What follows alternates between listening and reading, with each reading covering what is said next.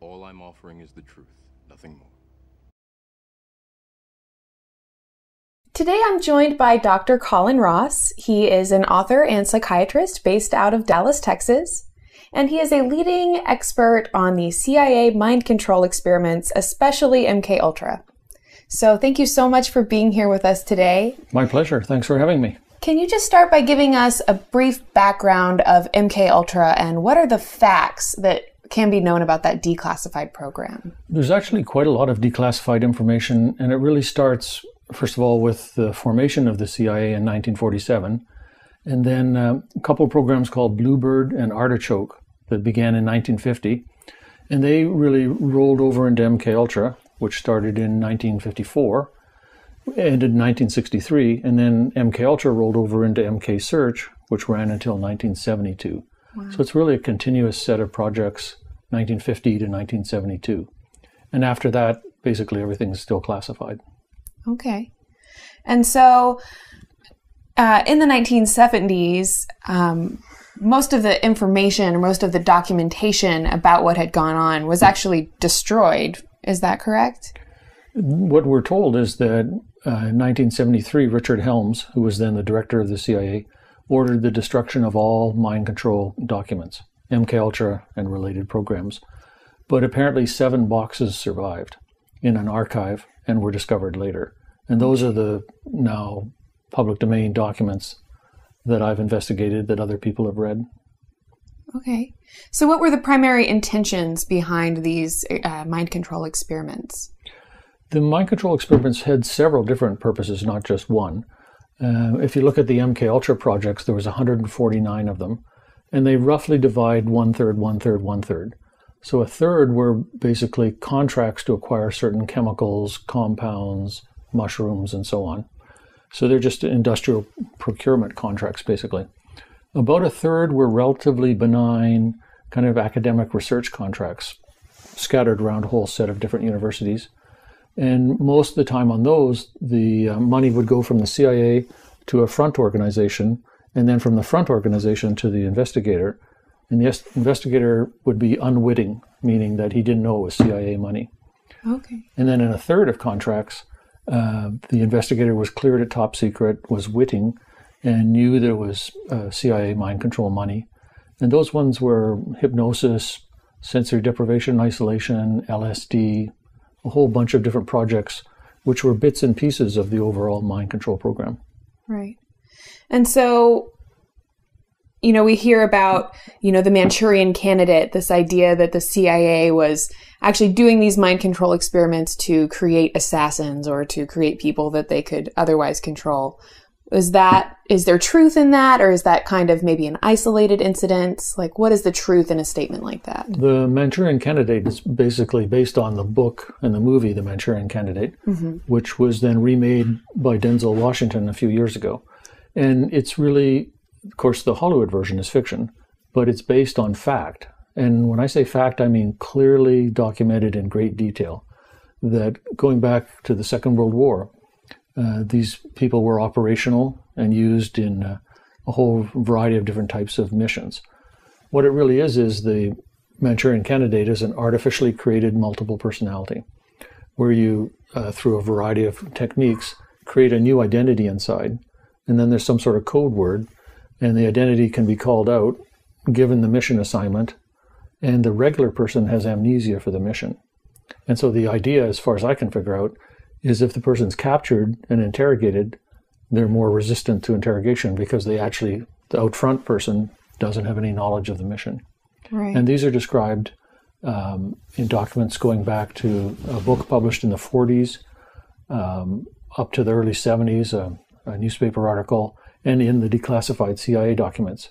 They describe real-life simulation experiments combined with operational use. And it's in detail, it's very clear. Right. So what about, some of the people that that were supposedly a part of these experiments, like they say the Unabomber and of course like Ken Kesey. Is there truth in those statements? Like, are there still people walking around today that were part of these experiments that are still perhaps being affected by that treatment? The actual programs where Manchurian Candidates were operational are embedded in a whole large set of experiments. So you could be in, say, an LSD experiment at Edgewood Arsenal as a soldier, and that's all you were involved in. You took LSD 2, 3, 4 times, nothing more. Or you could be involved in just a sensory deprivation experiment. Or you could be involved in the whole program to create the Manchurian Candidate, which would be probably a relatively small number of people. Right. But in terms of being involved in documented experiments, for sure, the Unabomber was an undergrad at Harvard, and while he was an undergrad at Harvard, he was involved in 2 things.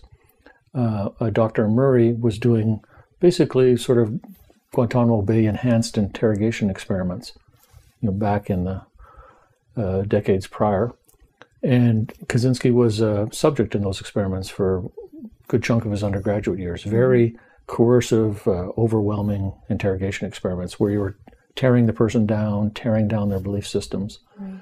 And he was also involved in LSD experiments where the LSD was supplied by a Dr. Robert Hyde, who was a top secret MKUltra contractor on 4 or 5 different sub-projects. All of that completely documented. Okay.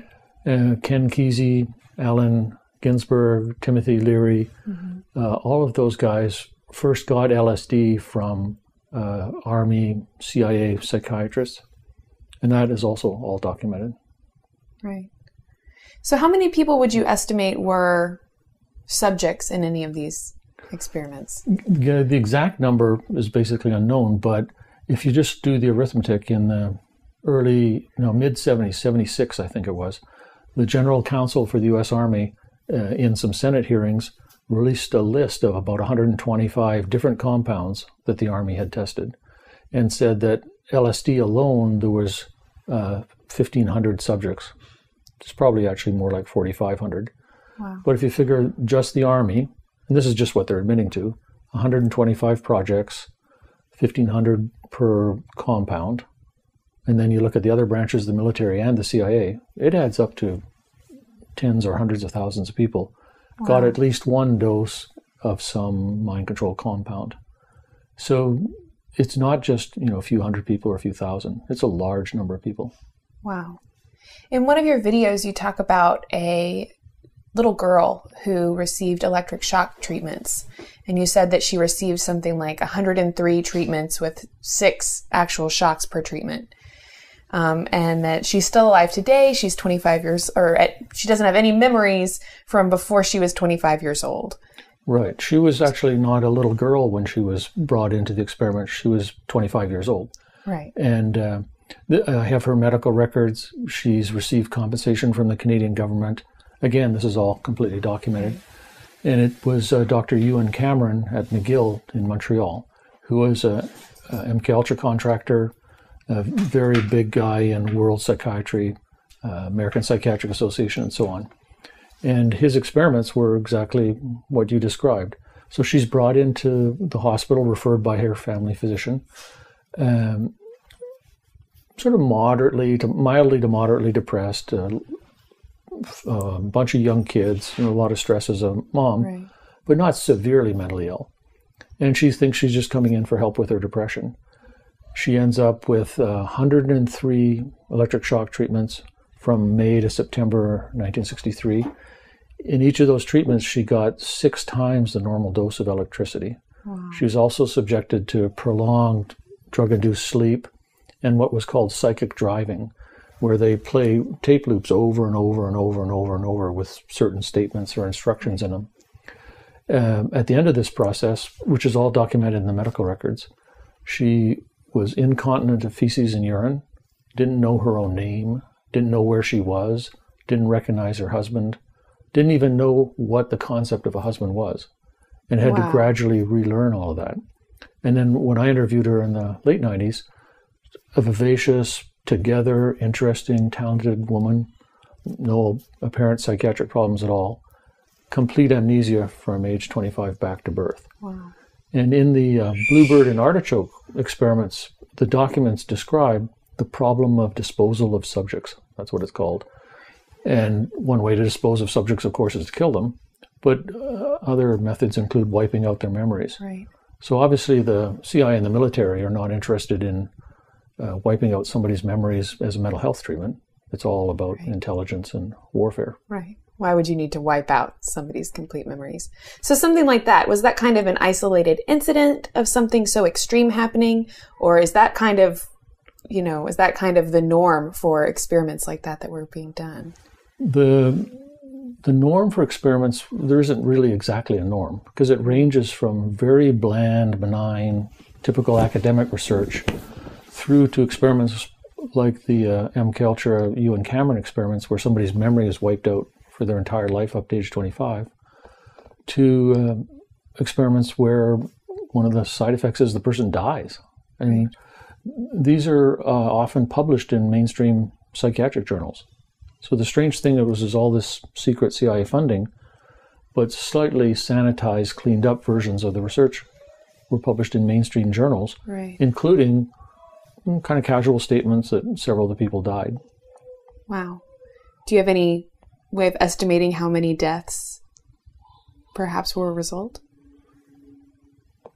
There's really no accurate way of estimating the number of deaths that happened, because there's drug experiments done in prisons with incarcerated drug addicts.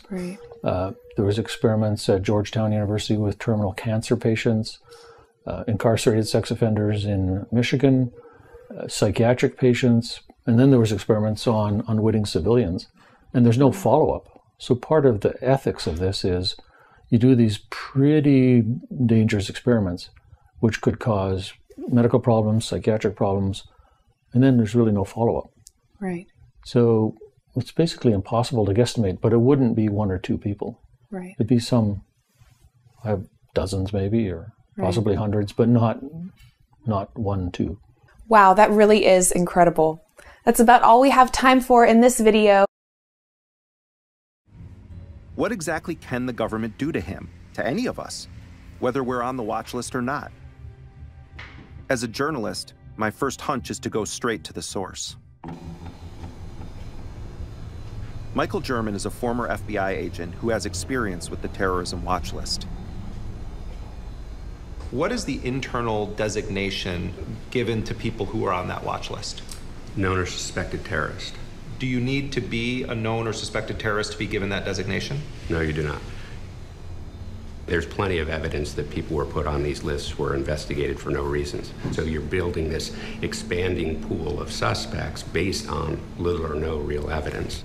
What are the most extreme things that can happen to you if you end up in that system? There's so little transparency that we don't know all the ways that the watch list might be used. So from a deprivation of rights standpoint, there's a lot you could lose. Let's say I'm an American citizen. I get taken into secondary screening. Surely I have Fourth Amendment protections, right?